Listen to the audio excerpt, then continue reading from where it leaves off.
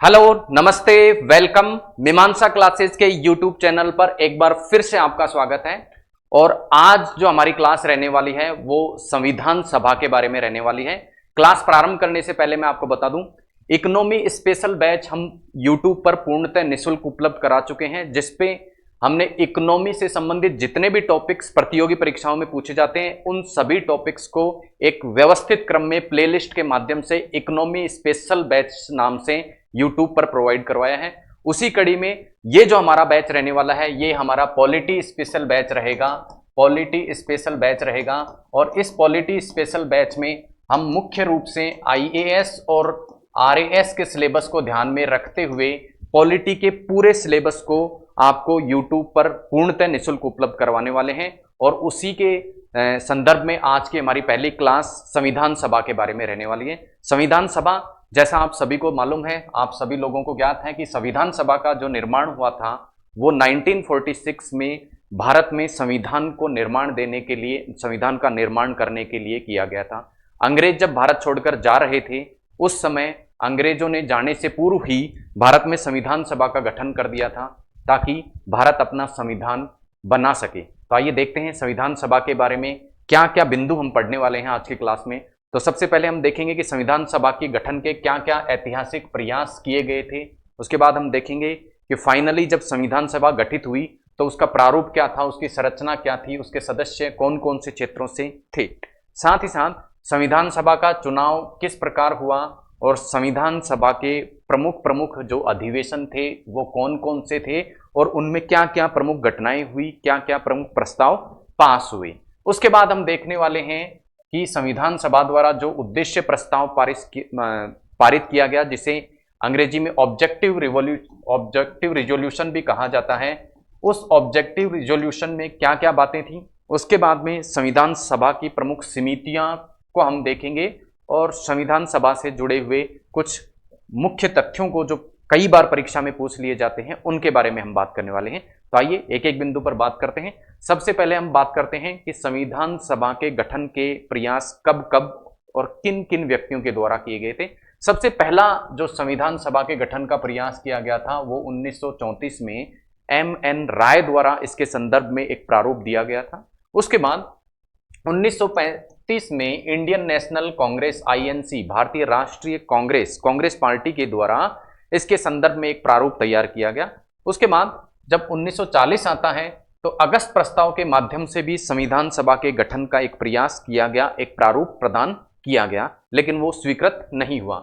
इसी प्रकार Cripps mission 1942 के द्वारा भी संविधान सभा के गठन का एक प्रस्ताव रखा गया था जो भी स्वीकृत नहीं हो पाया था।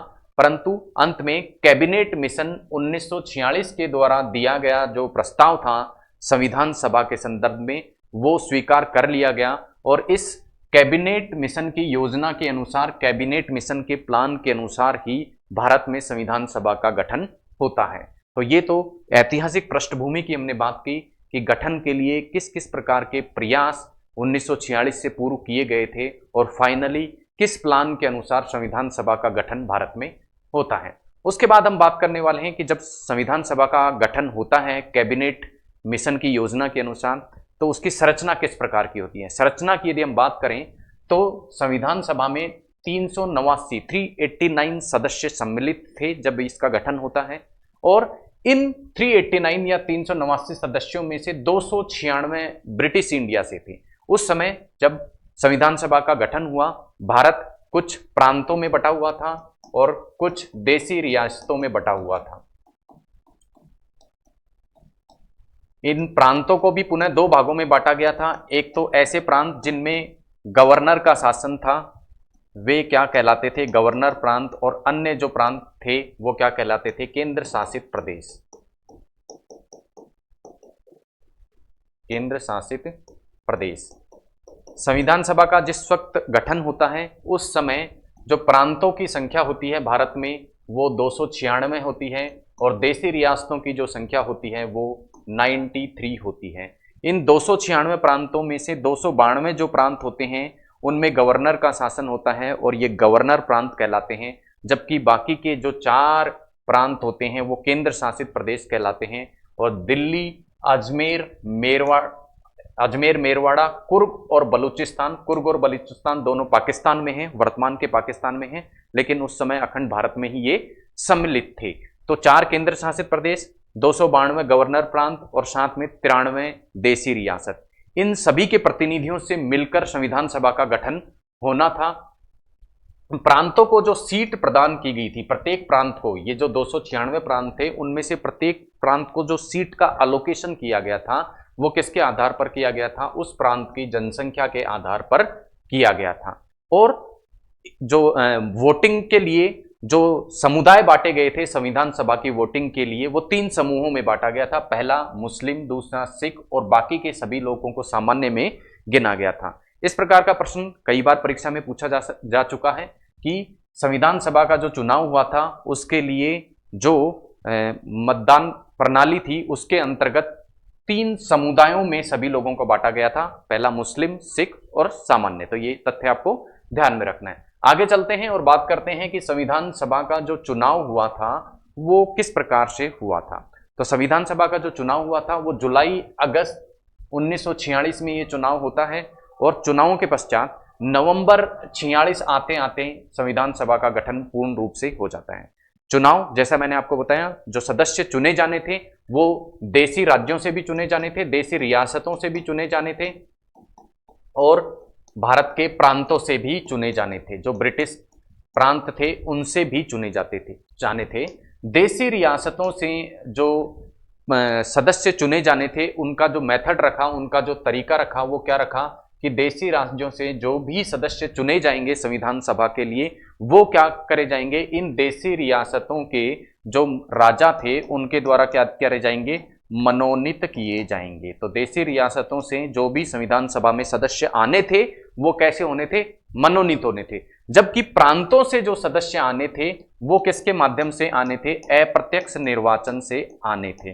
तो इस प्रकार का प्रश्न भी परीक्षा में पूछा गया है कि संविधान सभा का जो चुनाव हुआ था उसमें जो मतदान प्रणाली थी वो किस प्रकार की थी। तो किस प्रकार की प्रणाली थी, देसी रियासतों के लिए तो मनोनयन का माध्यम अपनाया गया, जबकि प्रांतों के लिए किस प्रकार का माध्यम अपनाया गया, अप्रत्यक्ष निर्वाचन का माध्यम अपनाया गया। और अप्रत्यक्ष मतदान के साथ साथ में सीमित मतदान भी यहां था। मतलब प्रांत के प्रत्येक व्यक्ति को या पूरी जनता को संविधान सभा के चुनाव के लिए वोट देने का अधिकार नहीं था। कुछ एक लोगों को ही क्या था, अधिकार था, किसके लिए वोटिंग करने का, संविधान सभा के सदस्यों के लिए चुनाव वोटिंग करने का अधिकार था। तो इस प्रकार से प्रांतों में से जो चयन संविधान सभा के सदस्यों का होता है वो अप्रत्यक्ष मतदान या सीमित मतदान, अप्रत्यक्ष मतदान के साथ साथ में सीमित मतदान कुछ लोगों के द्वारा किए गए मतदान के आधार पर ही होता है। जबकि देसी राज्यों से सदस्यों का जो चुनाव किया जाता है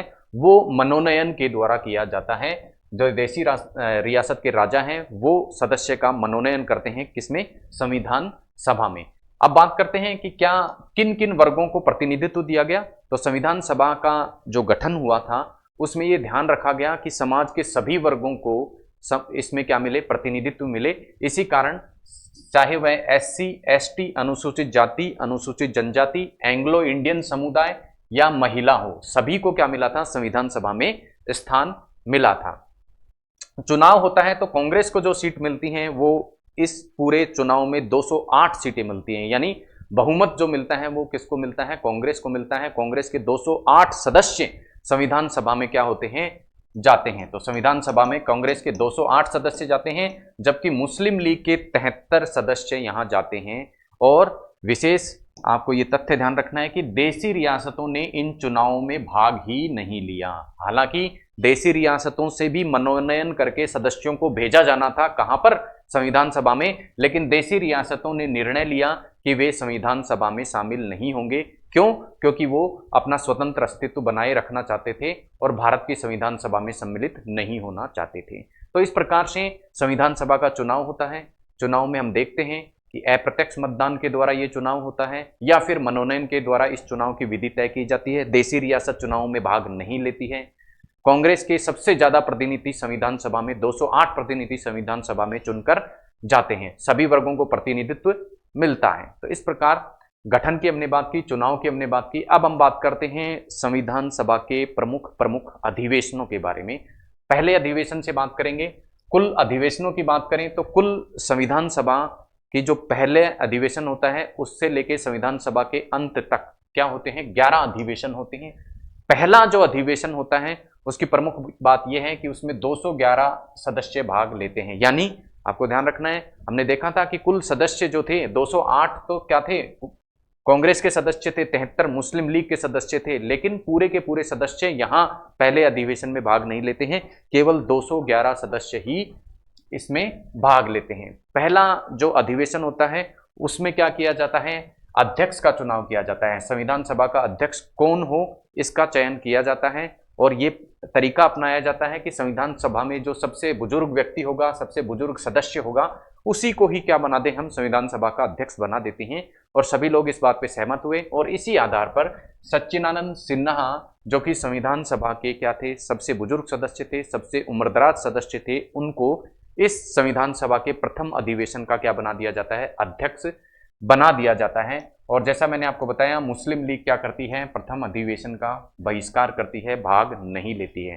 तो आपको ध्यान रखना है, मुस्लिम लीग संविधान सभा के चुनावों में तो भाग लेती है, लेकिन संविधान सभा के चुनाव होने के बाद में जब संविधान सभा का प्रथम अधिवेशन होता है उसमें मुस्लिम लीग भाग नहीं लेती है, उसका बहिष्कार करती है। और देशी रियासतों के बारे में आपको ध्यान रखना है कि देशी रियासतें संविधान सभा के चुनाव में ही भाग नहीं लेती हैं। उसके अलावा जो प्रथम अधिवेशन था उसमें उद्देश्य प्रस्ताव या ऑब्जेक्टिव रिजोल्यूशन जो है उसको पेश किया जाता है, लेकिन ये उद्देश्य प्रस्ताव या ऑब्जेक्टिव रिजोल्यूशन यहां स्वीकृत नहीं किया जाता है।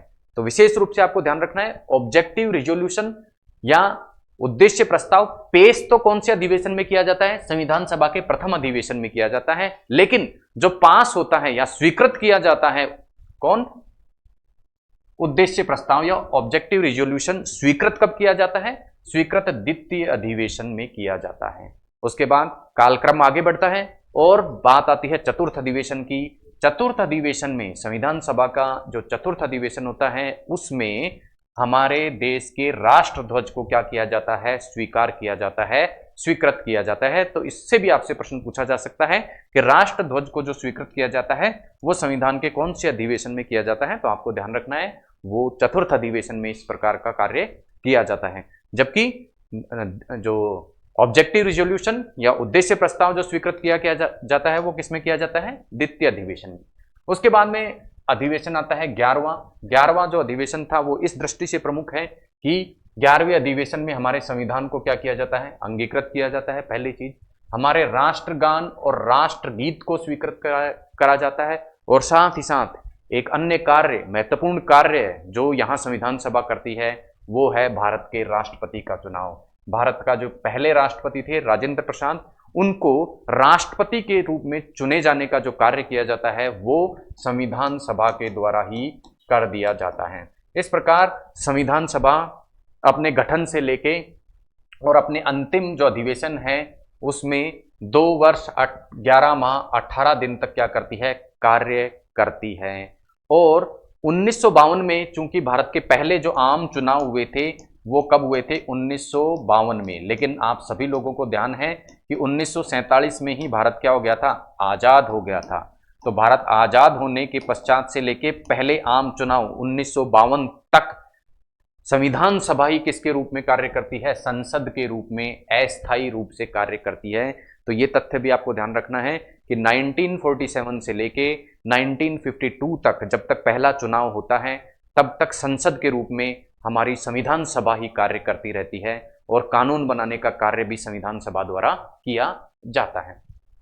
अब हमने देखा था कि जो द्वितीय अधिवेशन था उस द्वितीय अधिवेशन में उद्देश्य प्रस्ताव को क्या किया गया था, पास किया गया था, जिसे ऑब्जेक्टिव रिजोल्यूशन के नाम से भी जाना जाता है।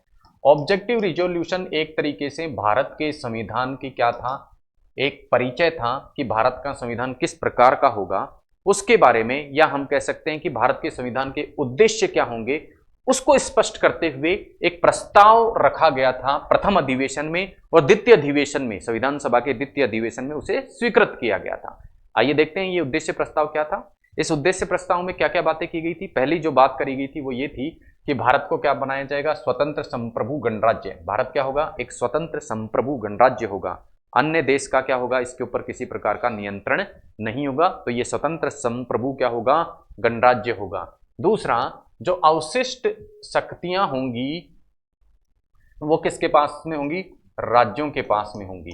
राज्यों के पास में क्या होंगी, अवशिष्ट शक्तियां होंगी। अवशिष्ट शक्ति का तात्पर्य है संविधान में क्या किया गया है, शक्तियों का बंटवारा किया गया है। कुछ शक्तियां केंद्र सरकार को, कुछ शक्तियां राज्य सरकार को प्रदान की गई हैं, और जो शक्ति ना तो केंद्र सरकार ना राज्य सरकार को प्रदान की गई है, ऐसी शक्तियां क्या कहलाती हैं, अवशिष्ट शक्तियां कहलाती हैं।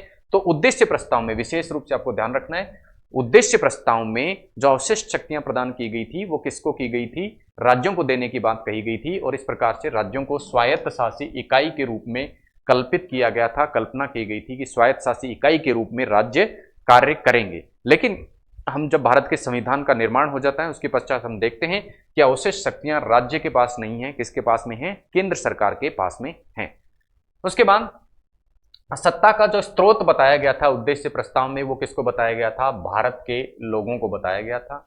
साथ ही साथ उद्देश्य प्रस्ताव में न्याय की बात की गई थी। किस प्रकार के न्याय की, सामाजिक, आर्थिक और राजनीतिक तीनों प्रकार के न्याय की बात उद्देश्य प्रस्ताव में की गई थी। और यहां आपको ये ध्यान रखना है कि भारत की जो प्रस्तावना है उसमें भी इस सामाजिक, आर्थिक, राजनीतिक न्याय की बात की गई है। भारत के जो मूल अधिकार हैं उनमें भी सामाजिक, आर्थिक, राजनीतिक न्याय की बात प्रत्यक्ष है अप्रत्यक्ष रूप से की गई है। साथ ही समानता की बात की गई थी उद्देश्य प्रस्ताव में, और किस प्रकार की समानता, प्रतिष्ठा व अवसर की समानता की बात की गई थी। और यहां आप देखेंगे भारत के संविधान की जो प्रस्तावना है उसमें भी उद्देश्य प्रस्ताव और प्रस्तावना में आप अंतर समझे। उद्देश्य प्रस्ताव संविधान सभा द्वारा द्वितीय अधिवेशन में पेश किया गया था, जिसमें यह बताया गया था कि इस संविधान का उद्देश्य क्या है, हम जो संविधान बनाने जा रहे हैं उसका उद्देश्य क्या है, भारत को किस प्रकार का राज्य बनाना है, किस प्रकार का देश बनाना है, उसका उद्देश्य स्पष्ट करने के लिए उद्देश्य प्रस्ताव लाया गया था। जबकि प्रस्तावना हमारे संविधान का क्या है, परिचय है, संविधान का परिचय है। तो इसको आपको अलग अलग ध्यान रखना है। उद्देश्य प्रस्ताव संविधान सभा में पेश किया गया था, जबकि प्रस्तावना संविधान का क्या है, एक भाग है। प्रस्तावना में भी समानता की बात की गई है, यहां आपको अंतर ध्यान रखना है।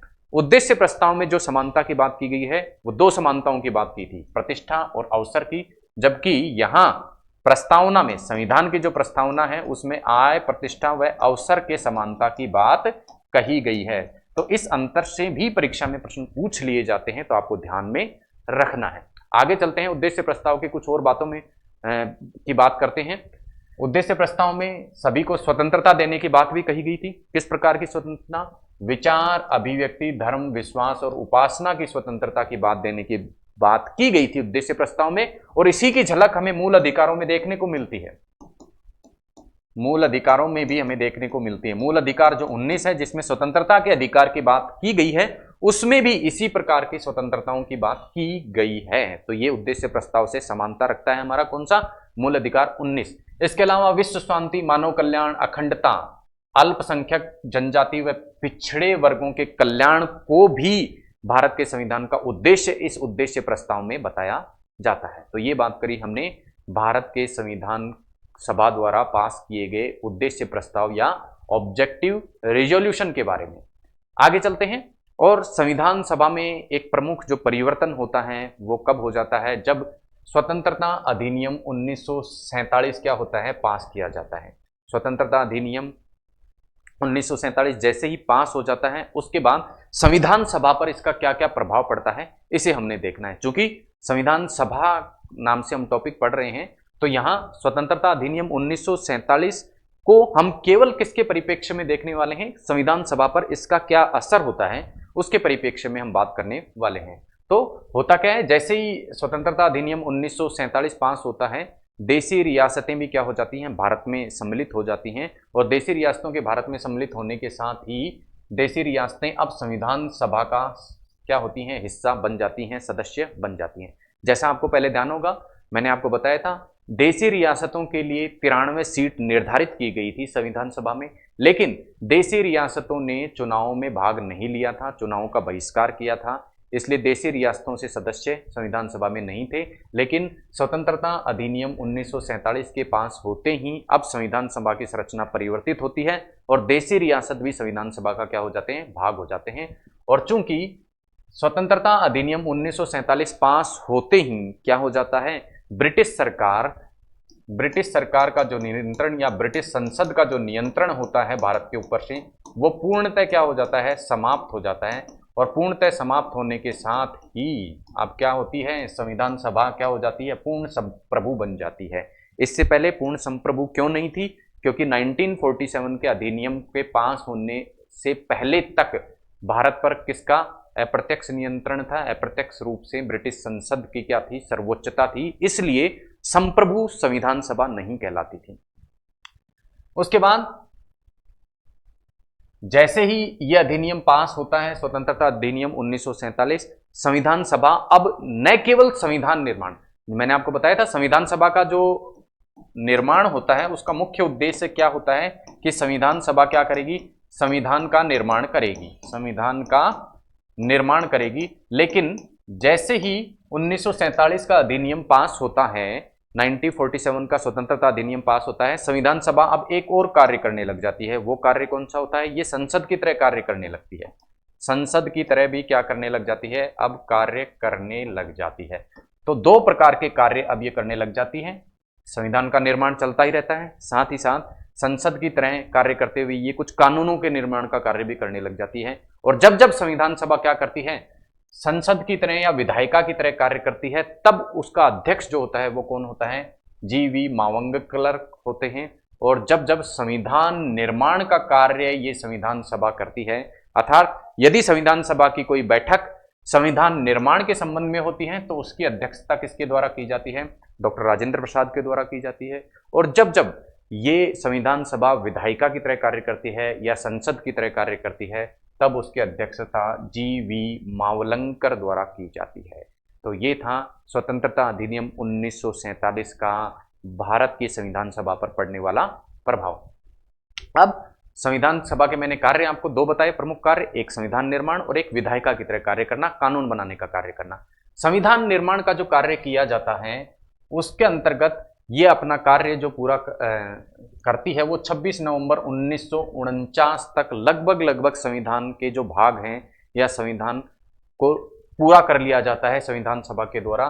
तो भारत के संविधान के अधिनियमित व स्वीकृत होने की जो डेट है, जो तारीख है, वो 26 नवंबर 1949 है। लेकिन आपको ध्यान रखना है कि 26 नवंबर 1949 तक सारे के सारे संविधान का निर्माण, संविधान के सभी भागों का निर्माण नहीं हो पाया था, कुछ भाग रह गए थे। तो संविधान के कुछ भाग कब लागू होते हैं? 26 नवंबर 1950 को लागू होते हैं। अतः पूरी तरीके से जो हमारा संविधान लागू होता है वो कब होता है? 26 जनवरी 1950। तो संविधान के लागू होने की जो डेट है वो क्या है? 26 जनवरी 1950। जबकि संविधान के अधिनियमित और स्वीकृत करने की यदि आपसे तारीख पूछी जाए तो वो कितनी है? 26 नवंबर 1949।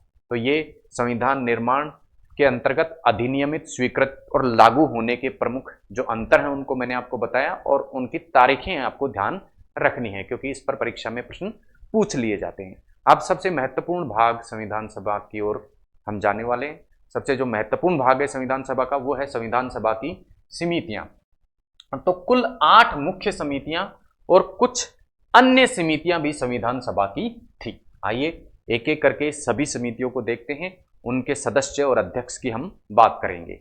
सबसे पहले हम बात करते हैं संविधान सभा की समितियों के बारे में। तो ऐसी समिति थी संघीय शक्ति समिति, संघीय संविधान समिति, राज्य वार्ता समिति। और ये जो तीनों की तीनों समिति थी उनके अध्यक्ष कौन थे? जवाहरलाल नेहरू। तो आपको ध्यान रखना है संघीय शब्द जहां लगा हुआ है उनके अध्यक्ष कौन है?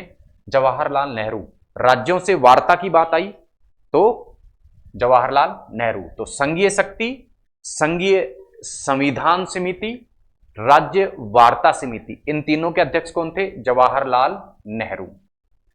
और राजेंद्र प्रसाद जो कि बड़े ही नियम कानून से चलने वाले व्यक्ति थे, तो इस तरह आपको ध्यान क्या रखना है, राजेंद्र प्रसाद, डॉक्टर राजेंद्र प्रसाद जो संविधान सभा की नियम समिति और संचालन समिति थी उसके क्या थे? अध्यक्ष थे। उसके बाद प्रारूप समिति या ड्राफ्ट कमेटी, सबसे महत्वपूर्ण कमेटी, सबसे महत्वपूर्ण कमेटी थी किसकी? संविधान सभा की, जिसने संविधान निर्माण का कार्य किया, संविधान लिखने का कार्य किया। इसके जो अध्यक्ष थे वो थे, कौन थे? डॉक्टर बी आर अम्बेडकर, आप सभी लोगों को मालूम है। और इसके जो सदस्य थे वो कौन थे? गोपाल स्वामी, कृष्ण स्वामी, माधव राय कृष्णाचारी, के.एम. मुंशी और मोहम्मद सादुल्ला। यहां से परीक्षा में प्रश्न बनते हैं, तो आपको विशेष रूप से इसके सभी सदस्यों को ध्यान में रखना है। ध्यान कैसे रखेंगे आप देखेंगे पाएंगे कि प्रारूप समिति के लगभग जो सदस्य थे वो किसी ना किसी कृष्ण के पर्यायवाची नाम से संबंधित है। जैसे गोपाल कृष्ण का पर्यायवाची, कृष्णा स्वामी कृष्ण पर्यायवाची, माधव कृष्ण पर्यायवाची। तो इस तरह से आपको ध्यान रखने में आसानी होगी। अध्यक्ष कौन था? डॉक्टर अंबेडकर। सदस्य गोपाल स्वामी, कृष्ण स्वामी, माधव राय कृष्णाचारी, के.एम. मुंशी और मोहम्मद सादुल्ला, ये इसके प्रारूप समिति के सदस्य थे। फिर से एक बार रिपीट करते हैं। संघीय शक्ति, संविधान सभा, संघीय संविधान राज्य वार्ता समिति नाम की जो समितियां थी संविधान सभा की, उसके अध्यक्ष कौन थे? जवाहरलाल नेहरू। नियम समिति और संचालन समिति के अध्यक्ष कौन थे? डॉक्टर राजेंद्र प्रसाद। उसके बाद प्रारूप समिति के जो अध्यक्ष थे वो कौन थे? डॉक्टर अंबेडकर। सदस्य कौन थे? गोपाल स्वामी, कृष्ण स्वामी, माधव राय कृष्णाचारी, के.एम. मुंशी और मोहम्मद सादुल्ला। ये कुछ समितियों की हमने बात की। आगे और कुछ समितियों की बात करने वाले हैं। प्रांतीय संविधान समिति, ये भी एक प्रमुख समिति थी जिसने क्या कार्य किया था? राज्यों के एकीकरण के संबंध में कार्य किया था। और इस समिति के जो अध्यक्ष थे वो थे सरदार पटेल। आगे चलते हैं। मूल अधिकार, अल्पसंख्यक और जनजाति अधिकार की जो समिति थी उसके अध्यक्ष भी कौन थे? पटेल थे। तो सरदार वल्लभ भाई पटेल प्रांतीय संविधान समिति, मूल अधिकार समिति, अल्पसंख्यक व जनजाति अधिकार समिति के क्या थे? अध्यक्ष थे। अब मूल अधिकार, अल्पसंख्यक व जनजाति अधिकार जो समिति थी उसके अंतर्गत 5 क्या थी? उप समितियां भी कार्यरत थी। तो ये एक बहुत महत्वपूर्ण समिति यहां हो जाती है। आइए इसको विस्तार से देखते हैं। देखिए, कमेटी का नाम मूल अधिकार, अल्पसंख्यक व जनजाति अधिकार समिति, और इसके अंतर्गत मैंने आपको बताया कुछ उप समितियां भी बनी हुई थी। ये उप समितियां कौन कौन सी थी? पहली उप समिति थी मूल अधिकार उप समिति। तो मूल अधिकार उप समिति का अध्यक्ष कौन था? जे.बी. कृपलानी। तो आपको यहां कंफ्यूज नहीं होना है। मूल अधिकार, अल्पसंख्यक व जनजाति अधिकार समिति जो थी उसके अध्यक्ष तो कौन थे? पटेल, वल्लभ भाई पटेल। जबकि उसके अंतर्गत एक उप समिति, मूल अधिकार उप समिति नाम से थी, उसकी अध्यक्ष कौन थे? जे.बी. कृपलानी। जबकि अल्पसंख्यक अधिकार उप समिति जो थे, देखिए मूल अधिकार, अल्पसंख्यक व जनजाति अधिकार समिति का कार्य क्या था? भारत के जितने भी लोग हैं उनके मूल अधिकारों को सुनिश्चित करना, साथ ही साथ भारत में जो अल्पसंख्यक और जनजाति समूह के जो लोग थे उनके अधिकारों को सुनिश्चित करना। तो उनके अधिकारों को सुनिश्चित करने के लिए अलग से कुछ कमेटीज बनाई गई, कुछ उप समितियां बनाई गई। वो उप समितियां पहले हमने देख ली। दूसरी अल्पसंख्यक अधिकार उप समिति, अल्पसंख्यक जो वर्ग था उसके अधिकारों को सुनिश्चित करने के लिए अध्यक्ष कौन? H.C. मुखर्जी। यहां परीक्षा में प्रश्न पूछ लिए जाते हैं, इसलिए मैंने आपको ये फैक्ट्स बताए हैं। उसके बाद पूर्वोत्तर राज्य समिति के जो अध्यक्ष थे वो थे कौन थे? गोपीनाथ बारदोई। जबकि पश्चिमोत्तर फ्रंटियर नाम से जो उप समिति बनी उसके अध्यक्ष थे मेहर चंद खन्ना। उसके अलावा अब्दुल गफ्फार खां और अब्दुल समद खां, ये 3 इसके क्या थे? सदस्य थे। तो ये संविधान सभा की कुछ प्रमुख समितियों और उप समितियों की हमने बात की। इसके अतिरिक्त संविधान की कुछ छोटी छोटी अन्य समितियां भी बनी थी, और इन समितियों से चूंकि पिछले कुछ वर्षों में कई बार प्रश्न पूछ लिए गए हैं, तो इन कुछ अन्य समितियों को भी हमें ध्यान में रखना है। उन अन्य समितियों में पहली है परिचय समिति, जिसके अध्यक्ष थे अल्लादी कृष्ण स्वामी। सुप्रीम कोर्ट समिति, जिसके अध्यक्ष एस से सुप्रीम कोर्ट और एस वृद्धाचार्य, आपको ध्यान रखना है। इसी तरह कमिश्नर जो प्रांत थे उनके लिए जो समिति बनती है उसके अध्यक्ष थे सीतारमैया। वित्तीय प्रावधानों के लिए जो समिति बनती है उसके अध्यक्ष कौन थी? नलिनी सरकार। जबकि भाषाई प्रांतों के लिए जो कमेटी बनती है उसके अध्यक्ष कौन थे? S.K. धर।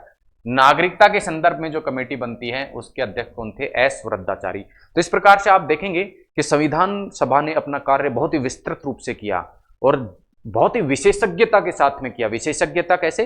प्रत्येक क्षेत्र के लिए एक समिति और उप समितियों का क्या किया? निर्माण किया, ताकि उस क्षेत्र से संबंधित विस्तृत अध्ययन किया जा सके और उसके बारे में विस्तृत प्रावधान संविधान में किए जा सके। इसी तरह प्रारूप जांच समिति के जो अध्यक्ष थे वो कौन थे? जवाहरलाल नेहरू। झंडा समिति के अध्यक्ष कौन थे? Rajendra Prasad. Order of business नाम से एक कमेटी थी, उसके अध्यक्ष के.एम. मुंशी। सदन के कार्यों से संबंधित जो समिति थी उसके अध्यक्ष थे जी.वी. मावलंगकर। सदन जो समिति थी उसके अध्यक्ष थे पट्टाभी सीतारमैया, और एस वृद्धाचारी, नलिनी सरकार, एस के धर, ये सभी क्या थे, संविधान सभा के सदस्य नहीं थे। आपको ध्यान रखना है ये तथ्य, आप पूछा जा सकता है परीक्षा में। आपने पीछे देखा कि कुछ कमेटियों के अध्यक्ष कौन थे, एस वृद्धाचारी, नलिनी सरकार और एस के धर थे। जैसे भाषाई कमेटी के अध्यक्ष कौन थे, एस के धर थे। सुप्रीम कोर्ट कमेटी के अध्यक्ष कौन थे, एस वृद्धाचारी।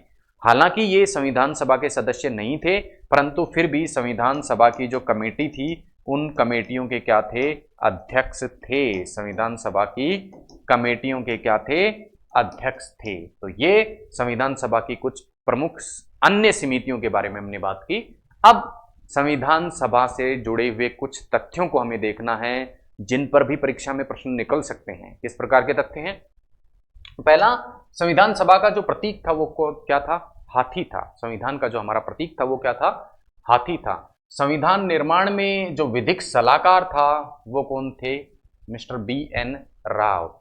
और संविधान सभा के जो सचिव थे वो कौन थे, HVR अयंगकर। तो आप देख रहे हैं प्रतीक के रूप में भारतीय संविधान में जो फ्रंट पे जो प्रतीक लगा हुआ है वो इस प्रकार का हाथी का प्रतीक यहाँ पर लगा हुआ है, जो कि किसका है, कॉन्स्टिट्यूएंट असेंबली या संविधान सभा का प्रतीक था।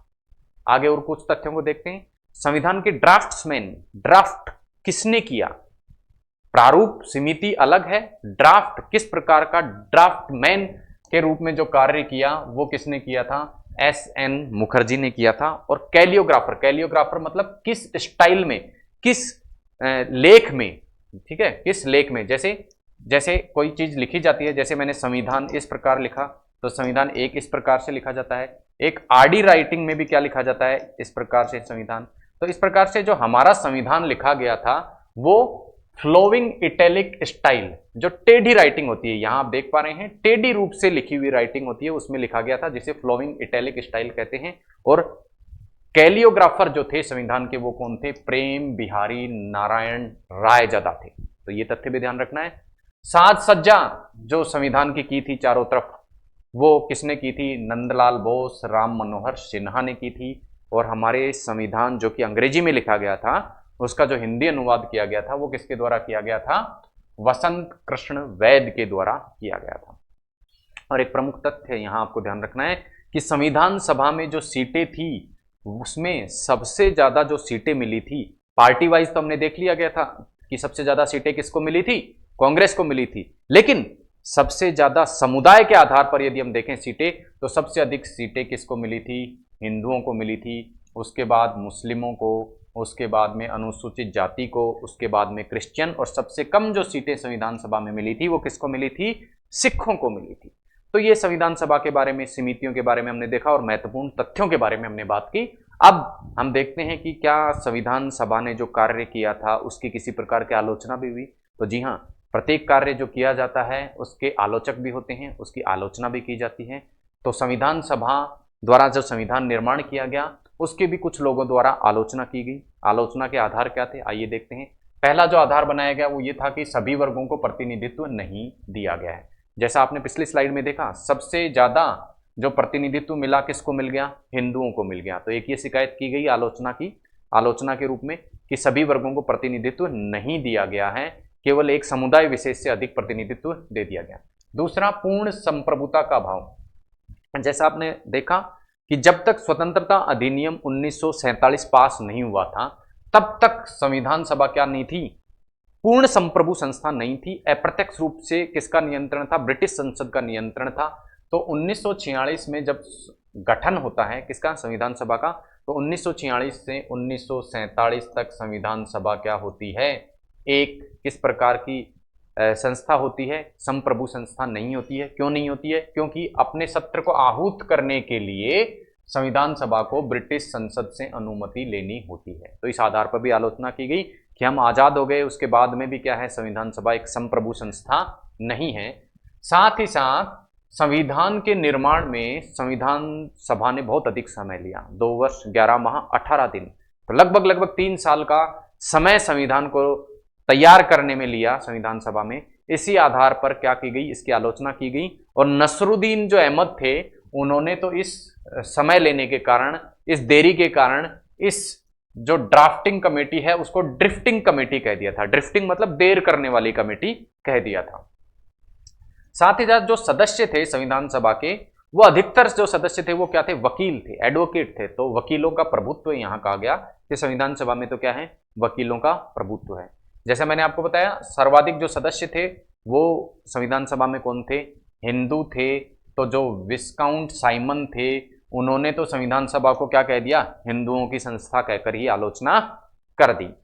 उसके बाद जो चर्चिल थे, ब्रिटेन के प्रधानमंत्री, उन्होंने कहा कांग्रेस के चूंकि सबसे ज्यादा सदस्य थे, 208 सदस्य संविधान सभा में, 389 मेंबर की संविधान सभा थी। इन 389 में से 208 सदस्य किसके थे, कांग्रेस के थे। इसके आधार पर चर्चिल भी आलोचना करते हैं और कहते हैं चर्चिल कि ये तो एक ही पार्टी की क्या है, सभा है। इसी प्रकार ग्रेनविल ऑस्टिन ने भी एक पार्टी की संस्था या कांग्रेस सभा कहा, किसको, संविधान सभा को। तो इन आधारों पर क्या किया गया, कुछ आलोचना भारत की संविधान सभा की गई। बहरहाल संविधान सभा ने अपना कार्य किया और कार्य करते हुए जो कार्य को परिणाम दिया वो आप सभी लोगों के सामने है। भारत का संविधान जो कि विश्व में सबसे अच्छे संविधानों में गिना जाता है, सबसे विस्तृत संविधानों में गिना जाता है, और इस प्रकार का समन्वय है कि ना तो कठोर है ना ही लचीला है। तो इन आलोचनाओं के बावजूद भी हम कह सकते हैं कि संविधान सभा ने अपना जो कार्य किया, हालांकि उसमें समय लिया, लेकिन समय लेने के बाद भी क्या किया,